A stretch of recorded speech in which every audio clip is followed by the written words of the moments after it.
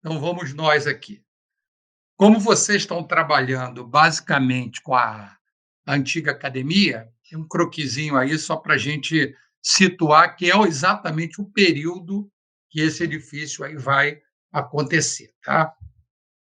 Bom, quando a gente vai falar disso, situar no período histórico é realmente uma coisa bem necessária. Então, antecedendo um pouquinho, isso aqui é o Rio de Janeiro, numa gravura do Leandro Joaquim, um oval do Leandro Joaquim, mostrando a cidade que o rei vai encontrar, o rei Dom João, e promover essas transformações. Para que a data está ali, 1763, o Rio de Janeiro era só uma cidade portuária, e nesse momento o rei Dom José, ainda não era Dona Maria, ele opta pela transferência da sede do vice-reino de Salvador para o Rio, principalmente como porto de escoamento do ouro, para dar mais segurança, estabilidade como porto de escoamento do ouro, no momento em que já não estava tão bom quanto o foi na primeira metade do século XVIII. E nesse período, quer dizer, a segunda metade do século XIX, o século XVIII, aliás, o discurso neoclássico ele está em voga no mundo. Nós estamos no período do enciclopedismo, para vocês localizarem aí, no século XVIII, final, nós temos o discurso do campo do Rousseau, a gente vai ter a pintura do Ingres, a pintura do Davi, recuperando a antiguidade clássica, a descoberta das ruínas de Herculano e Pompeia. Então, esse mundo ocidental está começando a admirar esse discurso clássico que, de certa forma, tinha sido soterrado pelo barroco que o precedeu. E aí é nesse momento, vai acontecer o terremoto de Lisboa, na metade do século XVIII, e é nesse momento que a capital muda para o Rio de Janeiro, e aqui está uma capital que já vinha caminhando. Reparem que a configuração da Praça 15 é uma configuração de repertório clássico. Eu esqueci dizer, isso é a Praça 15 do Rio de Janeiro. Em primeiro plano, nós temos o chafariz, que ainda lá está. À direita, o Arco do Teles, que ainda está por lá. À esquerda, o chamado Paço da Praça 15. E lá no pano de fundo, o convento do Carmo, e bem em primeiro plano, aqui, a Igreja da Ordem Primeira do Carmo, e aqui a Igreja da Ordem Terceira do Carmo, ainda sem as torres. Eu comecei com essa imagem para a gente comparar. Essa era a Lisboa pós-terremoto, que o Pombal, essa figurinha aí com essa peruca aí do lado esquerdo, que ele havia promovido essa grande reformulação na Baixa Pombalina. E aí eu trouxe as imagens para vocês compararem. Essa é a Praça do Comércio Lisboeta, o Cais, a Praça, o Arco, e aqui essa Praça 15, que foi reconfigurada depois desse terremoto de Lisboa, depois que a capital vai vir para cá. Reparem que nós temos a semelhança do traçado, do espaço, inclusive até pela presença do morro. Portugal também vai ter o Morro do Castelo, que é o Castelo de São Jorge, e nós vamos ter o Morro do Castelo do Rio de Janeiro. E aqui embaixo, uma dessas imagens, que é praticamente o elemento alavancador da chegada da família real aqui, né, foi a chegada do Napoleão, a expulsão da família, e essa imagem, ela meio tumultuada, ela mostra aquele monte de caixas, enfim, toda a carga que nem foi possível carregar toda, quando eles estavam se preparando, a esquadra napoleônica estava ameaçando chegar na entrada do Tejo, e as tropas estavam ameaçando chegar por terra. Eles embarcam no que der e vêm para cá com muito pouca coisa para aqui chegar final de 1807, início de 1808. E que cidade era essa? Né? Aqui, imagens do século XIX, mas ainda mostrando esse texto do Jaime Benchimol, diz lá, o Rio de Janeiro era uma cidade árabe, comércio ruidoso, casas baixas, ruas sujas, atravancadas, destituída de simetria, enfim, uma cidade quase medieval. Ainda precisava da água, está aqui, ó, essa imagem à esquerda aqui, está vendo que não é de hoje a questão da água. O Rio de Janeiro, que vai ser implantado no Morro do Castelo e na Baixa da Praça 15, tinha água, não tem água até hoje. E aqui, flagrantes desse cotidiano, já no século XIX, aqui, ambos aqui são Debré, mostrando uma família patriarcal, a atual Praça Tiradentes, o Real Teatro São João, é uma cidade colonial, provinciana, largada, que no estalar de dedos vira a capital do Reino Unido. A gente talvez nunca para pensar, o Brasil foi a única colônia que acabou virando sede de um reino europeu. Pode não significar nada, não, mas do ponto de vista administrativo, isso tem importância muito grande. Portugal era governado do Brasil. Foi a única colônia que teve um rei europeu aqui localizado. E olha, era isso aqui. Os paradoxos, né? O Paço Real, Paço primeiro Real, depois Paço Imperial aqui à esquerda, sem as obras, o Convento do Carmo já aparecendo uma torrezinha lá na Ordem Terceira, e aqui a feira, quase aquela história da feira que o Benchimol escreve, a feira oriental. No chafariz, tomando banho, pegando água, limpando peixe na porta do palácio, para o desespero, principalmente da famosa Carlota Joaquina, a esposa do rei, a princesa do Brasil. Né? E o que, tem no Rio? Olha o que é para ter uma ideia.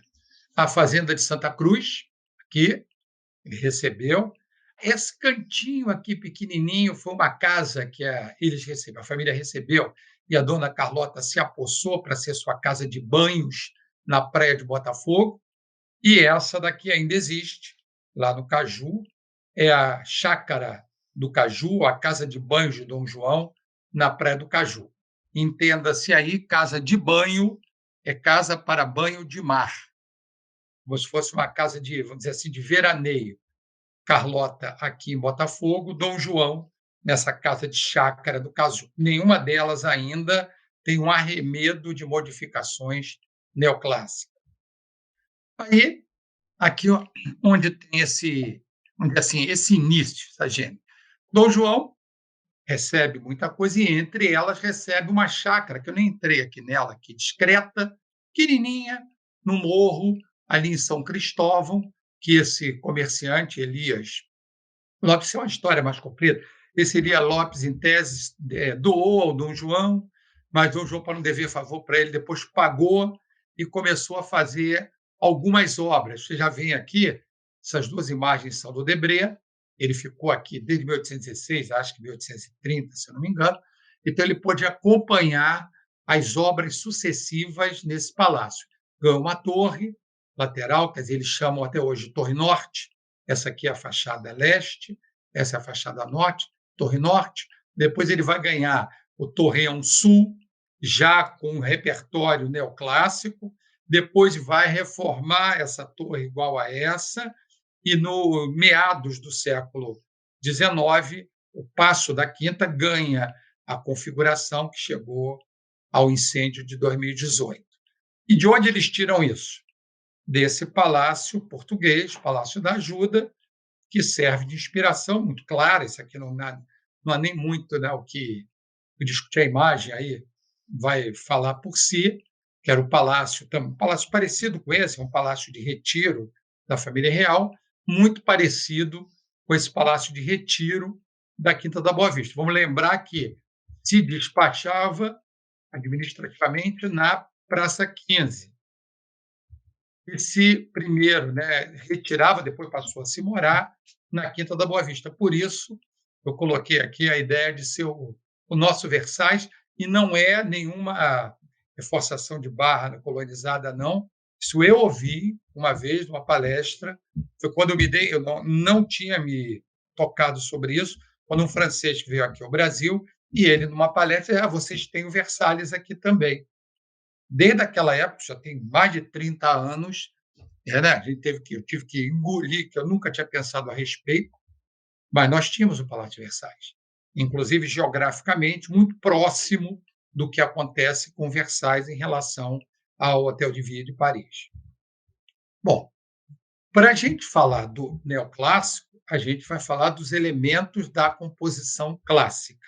E aí vamos remontar ao greco-romano, aos livros de arquitetura, e aqui tem aquela lista de elementos. Uma das características do templo é que todos os elementos têm uma relação de razão e proporção.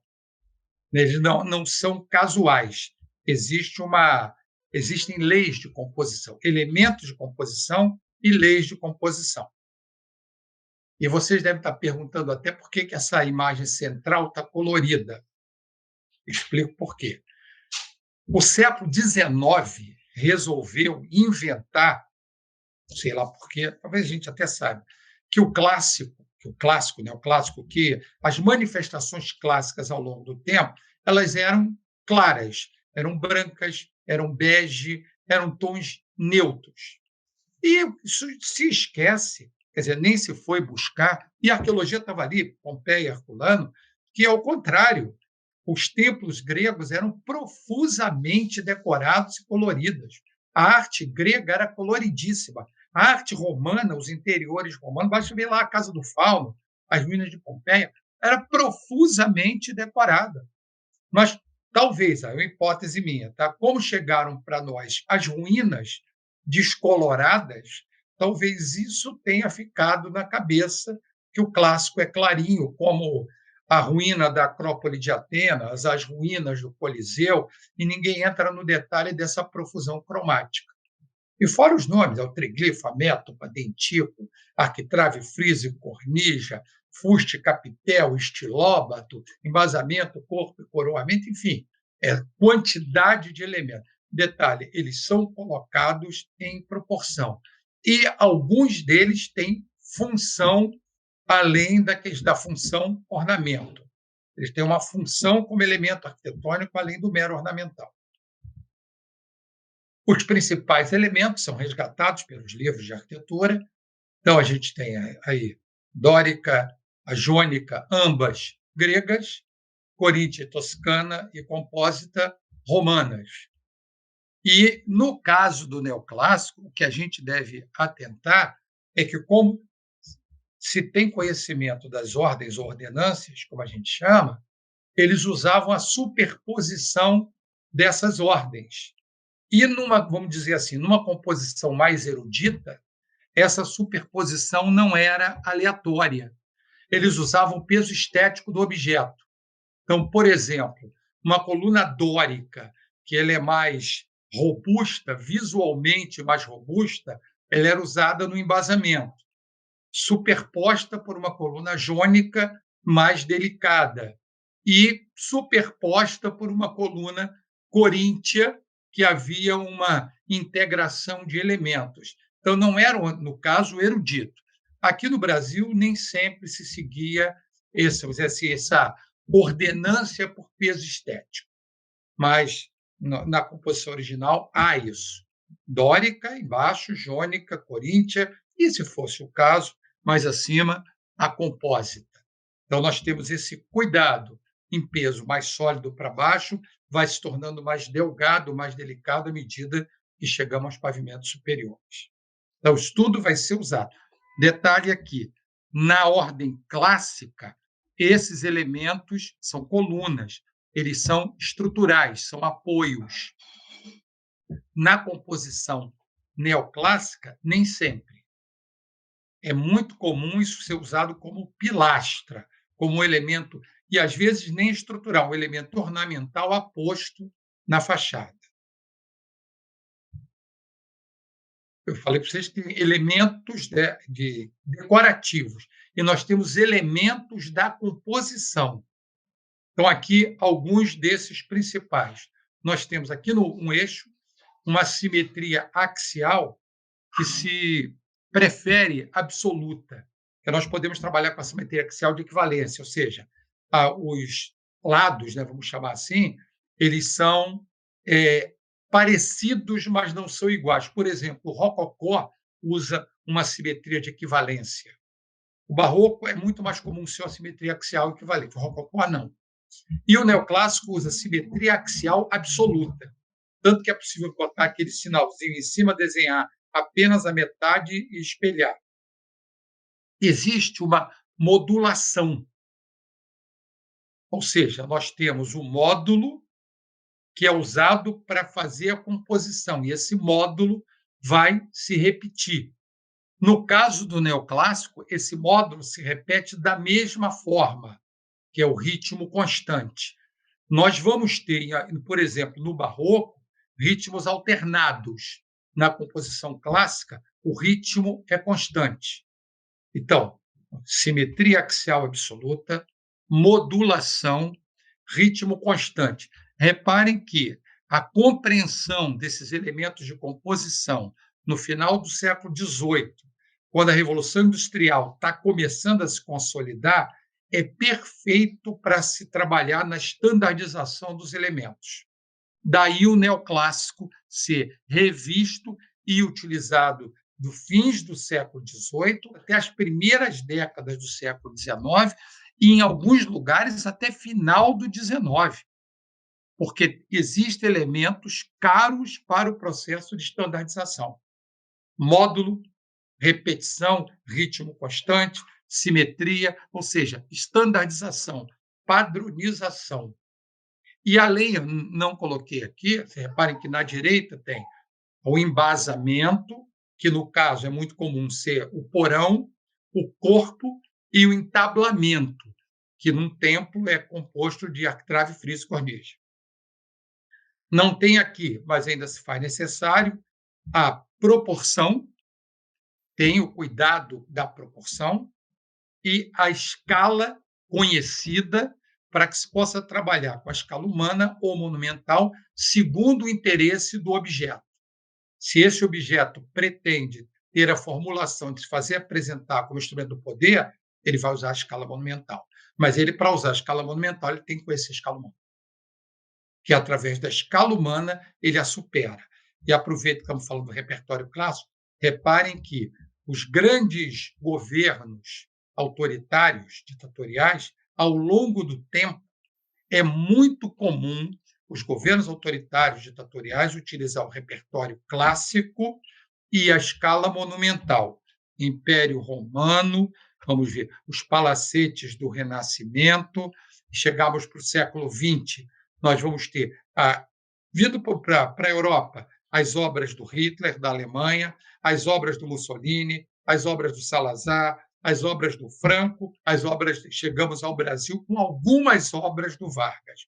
As obras do Stalin, todas têm um repertório, nem sempre a forma apenas, mas o repertório clássico, a escala monumental.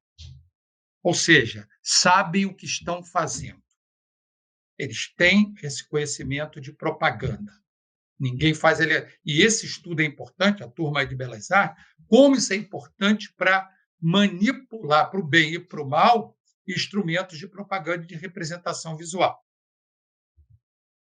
Continuando com os elementos, agora a gente está vindo do maior para o menor. Tá? Então, a gente tem aqui, reparem, elementos tá?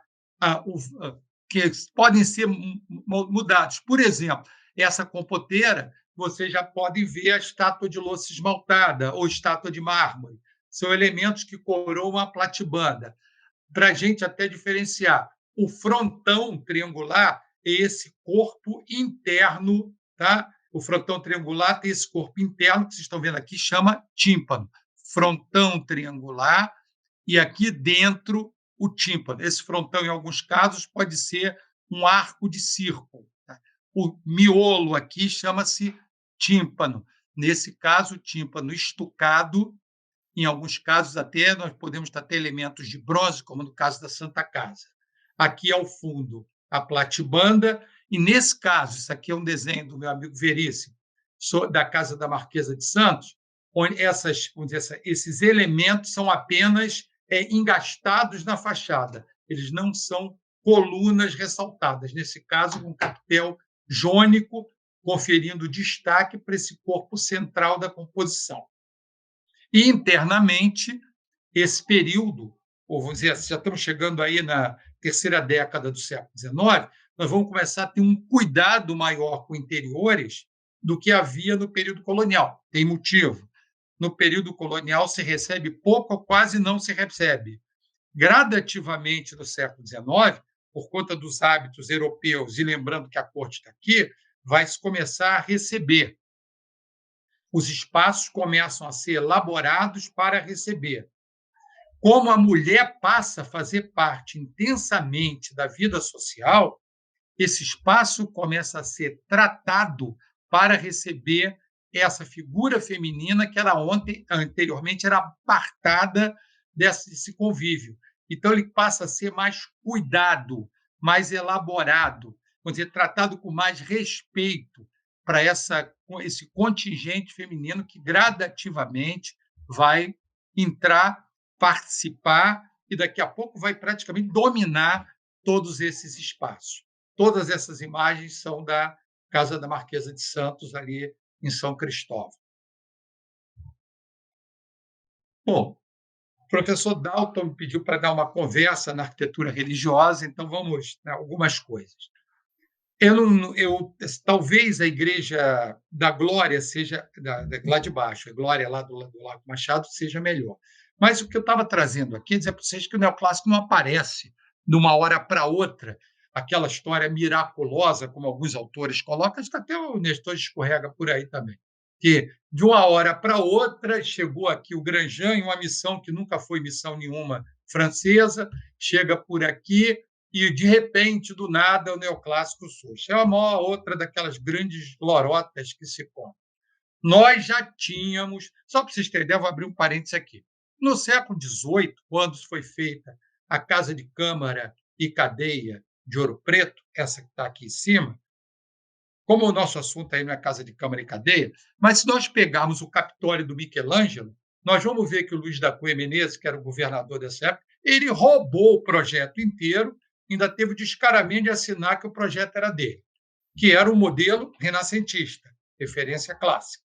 Essa Casa de Câmara já tem a platibanda, já tem a fachada em destaque, já apresenta o eixo de simetria, já apresenta embasamento, corpo e coroamento, frontão triangular, tem os deslizes de composição, por exemplo, aí o eixo de simetria ele passa por um cheio, ele vai ter o número par de vãos, normalmente é do número ímpar de vãos, mas já detectamos aí uma série de referências de matrizes clássicas. Reparem que estou falando de matriz clássica. E esse mesmo século XVIII, no final, nós tínhamos uma gama de intelectuais ali em Vila Rica, Ouro Preto, que, inclusive, já estava escrevendo dentro da ótica do arcadismo, que era uma escola literária portuguesa, a Nova Arcádia, que era essencialmente clássica. O arcadismo não é barroco, o arcadismo é clássico. Todas as linhas de composição do arcadismo, com Basílio da Gama, Tomás Antônio Gonzaga, Cláudio Manuel da Costa, são poemas de matriz árcade, que é uma corrente portuguesa, que até o nosso amigo Boccaccio fazia parte. Até depois ele sai por um outro caminho, mas eram os poetas árcades. Então, nós já tínhamos já se conhecia que existia um movimento europeu dentro da linha do enciclopedismo. Por quê? Porque muitos desses caras de Minas foram estudar na Europa. Tomás Antônio Gonzaga era português, Cláudio foi estudar em Coimbra. Então, eles conheciam o que estava acontecendo na Europa. Aqui, por exemplo, essa igreja de São Francisco de Paula, o professor Dalton conhece muito bem, ela tem essa matriz clássica e assim, como se fosse uma transição daquele movimento agoniado, agônico lá do barroco, e ela já voltando a se comportar, uma fachada mais contida.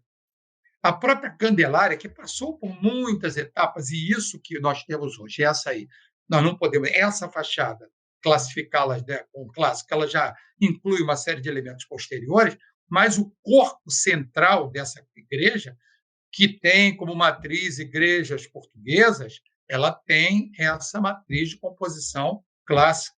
Depois ela foi sendo acrescida, ganhou cúpula, ganhou torre bulbosa, isso ao longo aí do século XIX. Então, nós já temos, e a Candelária, se alguém entrar, não espere ver uma composição clássica, composição muito, muito diversificada, elementos até altares, até de arquitetos do século XX, e essa daqui, um interior que sai do discurso rococó e vai se aproximando do repertório clássico. Eu não gosto muito dessas classificações. Voltando para a gente aqui. Reparem, a relação é tão forte que aqui estou falando da ajuda lá de Lisboa. Tá? e a casa do Elias, numa pequena, eles chamam de um promontório, né, eles gostam de chamar isso aqui, nesse morrinho aqui, que ela foi sendo modificada até chegar ao Paço Real, depois Paço Imperial, que tinha, e a gente já conversou sobre isso, vínculos de ligação com o Palácio da Ajuda de Lisboa, de matriz clássica. Aqui, como é que a coisa vai acontecer? Esse teatro é construído pelo senhor Manuel da Silva, provavelmente um engenheiro, um dos muitos profissionais que vieram com a família real, né, ele, outros tantos, alguns até se comenta, se escreve que eram mestres de obras, pedreiros e aqui ganharam o status de engenheiros. E faz-se o teatro, Real Teatro São João, inaugurado lá no dia 12 de outubro, a família já estava aqui sem muito o que fazer, e que se a gente fizer o caminho de volta, a ligação dele com o Real Teatro São Carlos, de Lisboa, e que, por sua vez, vão buscar o Teatro Scala de Milão. Isso não é nenhuma novidade. A gente vai encontrar situações semelhantes até com o próprio Teatro Municipal do Rio de Janeiro, num outro período. Mas, por exemplo, o Teatro da Paz de Belém, ele vai buscar como matriz o Scala de Milão, que é a ideia da imagem. Né? O que é teatro nesse momento? Século XVIII, a Scala de Milão. Então, para um teatro ter uma cara, vamos chamar de cara mesmo, uma imagem que remonte imediatamente à sua função, eles vão buscar a referência maior que a Scala de Milão. Então, o Teatro São Carlos de Lisboa vai buscar o Scala, e o nosso aqui vai buscar o Scala de Milão, de uma forma mais, digamos assim, mais comportada, no sentido de técnicas mais contidas. Alguma ocasião, agora me lembrei disso, nem coloquei aqui não, eu me li alguma coisa a respeito, tem dois professores aí que podem me corrigir, é que esse teatro, o Real Teatro São João, ele teria sido construído no local onde seria a Sé do Rio de Janeiro, inclusive aproveitando pedras. Ele e do lado a Academia de Polícia, que é o IFIX. Aquela área era destinada para criar catedral. Ficaram as pedras sobrando ali, não sabia o que fazer. Parte dessa pedra foi para o teatro, parte foi para a academia, e aí vem as lendas urbanas. Esse teatro pegou fogo 2 ou 3 vezes. E aí, como sempre, né, vem as historinhas dizendo, está vendo, usou as pedras da catedral para uma coisa mundana, então estão sendo castigados. Deus está olhando, então está castigando vocês todos para essa vida mundana com as pedras sagradas. E aí chega o senhor Grandjean de Montigny, que é o responsável por a gente ter feito arquitetura. Ele vai lá trabalhar na Academia Imperial, professor do curso de arquitetura da Escola de Belas Artes, na época a gente falou isso, o curso de arquitetura não era um curso isolado, era um dos cursos da Escola de Belas Artes, e o Grandjean recebe essa casa, e essa casa, eu ouvi a história, eu tenho, até hoje, é coisa minha, eu não colocaria essa casa no bolo do neoclássico. Essa casa ela tem uma relação muito mais com o clima do Brasil do que as outras obras do Grandjean, que usam a matriz neoclássica europeia. Aqui ele usa a varanda, ele usa a sombra. A fachada posterior é uma fachada em curva que está mais próximo dos palacetes franceses, mas a varanda ela é envolta por uma varanda, ela tem beiral. Ou seja, o Grandjean, para mim, nesse momento, ele entende aonde ele está, ele entende o clima e na casa que ele mora, ele responde a isso com a arquitetura. Tudo bem, se a gente quiser forçar a barra, tem o ritmo constante, tem o eixo de simetria, mas aquele carimbão neoclássico, talvez se a gente olhar a fachada posterior, alguma coisa, mas não nessa fachada principal. Lá hoje é um centro cultural lá dentro dos terrenos da PUC. E à direita, chafariz, projetado pelo Grandjean, que ficava originalmente na Praça 11, ali da Presidente Vargas. Depois, quando a avenida foi aberta, no final dos anos 30 e início da década de 1940, esse chafariz foi remontado naquela pracinha do Alto da Boa Vista e e está por lá, pelas imagens que eu já vi de um e de outro, meio que mutilado, tiraram os pedacinhos dele. E, em 79, nós entramos aí para fazer um estudo para entrar numa concorrência para sustentação da claraboia que estava desabando. Então, foi quando eu conheci esse edifício por dentro, trabalhava com a professora Aline aí. Aí era, a época era o segundo tribunal do júri, que tinha largado isso porque estava caindo, e aí foi quando eu conheci, entrei, vi isso tudo como estava, era totalmente diferente do que está hoje. Isso foi projetado para ser uma praça do comércio, está aqui à direita o projeto do Montinier, ainda no governo, no período joanino, ficou aberto muito pouco tempo, Pedro I fechou isso, Pedro achando que era um espaço de conspiração portuguesa contra o rei, depois foi reaberto como alfândega, essa imagem aqui embaixo, lá do Arquivo Nacional, depois, por muito tempo, virou o segundo tribunal do júri, ficou com problemas estruturais, foi fechado, foi quando, final dos anos 70, década de 70 início dos anos 80, isso acabou virando a que é conhecido hoje a Casa França-Brasil. Inclusive, aqui na planta, nós estávamos falando de composição de fachada, a gente vai ver que até a planta, ela tem assim, uma ideia basilical, mas trabalha com a cruz, e ela usa a simetria biaxial de planta. Reparem que, como se tivesse um único quadrante, esse quadrante pudesse ser reproduzido 3 vezes. Então, toda essa composição atuando na fachada e essa composição atuando na própria planta, ou seja, uma composição no todo absolutamente estudada. Porque nós vamos ver isso até em alguns quadros do Davi do Ingres. Ele faz um estudo, como em alguns quadros, em algumas obras do Renascimento, também nós vamos ver. Faz um estudo geométrico para isso estar dentro de parâmetros de racionalidade. E uma vez eu vi um depoimento do Darcy Ribeiro, quando ele dizia que o projeto do Granjan, projeto dentro daquelas matrizes neoclássicas europeias, quando ele chegou aqui, os mestres de obras não tinham conhecimento para fazer, até entre outras coisas, do telhado. Isso na visão do Darcy Ribeiro.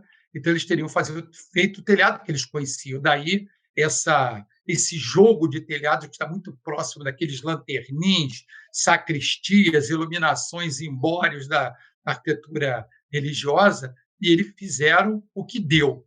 Isso também nos parece no interior, essa perspectiva do Granjan, e aqui realmente, aqui vocês veem que o desenho pode parecer, mas existe a questão da escala, né? A escala final não é a escala idealizada pelo Granjan. Reparem que tudo isso é um grande cenário. Palmas para o Granjan. Essas colunas dóricas são pedra encapada, essa grande arquitrave é madeira ou pedra encapada, essa abóbada de berço é estuque pintado, os caixotões dessas abóbadas, estuque pintado, quer dizer, nesse caso, uma possível sugestão aí do professor Dalton estereotomia, aqui nada mais é do que a estereotomia copiada, rascunho de estereotomia, ou melhor, estereotomia encenada através de outros materiais, para conseguir o efeito dessa praça coberta. E aqui embaixo, a matriz. Lembremos que esse projeto do Montinier é de 20, mas já havia. E outra coisa, o Granjan não é um arquiteto qualquer, não, é um arquiteto premiado na França, prêmio de Roma, conhece as vilas romanas, ele escreve um tratado sobre as vilas romanas, e quando ele vem para cá com a turma francesa, todo mundo vem corrido de lá. Por isso que esse pessoal bom vem para cá. Le Breton trabalhava no museu, era um dos curadores do museu. A turma toda eram homens capazes que vieram se esconder aqui. E por sinal, bem remunerados pelo Dom João. Então, daí que eu implico esse nome de missão coisa nenhuma. Eles não desmerece o trabalho, mas não vem com a história de colonizado, que são franceses bonzinhos, que vieram para cá para iluminar o trópico, como uns e outros aí escrevem. Eles vieram bem pagos regiamente pago, e enquanto não começou a funcionar, todo mundo abriu seu escritório. Não desmerece o serviço, mas que seja bem da verdade. Ninguém, se falar de missão francesa aí, vai ter que falar de missão austríaca, vai ter que falar de Agache, missão francesa 2, Corbusier, missão francesa 3, tem nada de missão disso tudo. Todo mundo veio para cá pago. Não tem nada de missionário, não. E o próprio jesuíta que veio para cá com o negócio de missão, veio só de missão, não. Veio aqui a serviço da Santa Igreja Católica para não perder espaço e ocupar terreno. A história de missioneiro, isso é para eles lá. Para mim, não fala, não. Então, está aqui de onde ele tira, tá? Referência, que hoje a gente chama de referências projetuais. O cara fazia isso desde o século XIX, XVIII. Aí, e o trabalho de vocês. O, até hoje eu queria ver o original do Debré, não sei se o professor Lino tem, do Debré, da projeto do Grandjean, que depois ganha mais um pavimento, depois ganha mais uns puxadinhos, e depois é demolido, e montam o portão lá dentro do Jardim Botânico. Esse edifício, até nem falo, vocês conhecem muito mais que eu, estão fazendo uma belíssima reconstituição da cobertura, já fizeram desenhos e reconstituições, então vocês conhecem muito bem. Aqui, como é que ele estava, olha só a ideia da superposição, ó, dórico, jônico, eixo de simetria passando por um vazado, ritmo constante, frontão triangular com tímpano decorado, platibanda encimada por vasos, o embasamento rusticado mais seguro, maior leveza no acabamento superior. Está aqui a cartilha aplicada neoclássica nessa composição. E nele todo, né? Ritmo constante, modulação, tudo está aqui. É como se aqui o Grandjean tivesse pego lá a comanda dele e vai, ó, tem. Só não deu para ser melhor por conta desse posicionamento da fachada. E esse o chafariz já no alto da Boa Vista. A chafariz no Brasil, até meados do século XIX, é equipamento urbano de abastecimento. Isso não é para ficar bonitinho na praia. Talvez depois, com chafariz de ferro fundido, Valdosne, pode ser que eles sejam para ornamentar. Agora, para pegar água. Então, esse na Praça 11, no Rocio, mais do que necessário, porque ele estava abastecendo a cidade em expansão. Lembrem que nós tínhamos o chafariz da Praça 15, aquele que ainda está lá do Valentim, o chafariz da Glória, que está lá pegando aquela vertente sul. Vamos ter um bebedouro no Alto da Tijuca, o chafariz do Lagarto, ali próximo da área do Estado. Então, nós podemos listar alguns chafariz para que as pessoas bebam água. De novo, porque o Rio de Janeiro em água sempre foi trágico. O Rio não tem água própria. E se cavucar vai dar água contaminada, então o rio depende da água do Guandu e do Ribeirão das Lajes. E não é de hoje. Fizeram uma cidade num lugar que não tinha água. Pegava lá de Santa Teresa, tinha um pouquinho para aquele pouquinho. Começou a crescer, aí, fora que aquela lá já contaminou. Então, por isso, os chafarizes.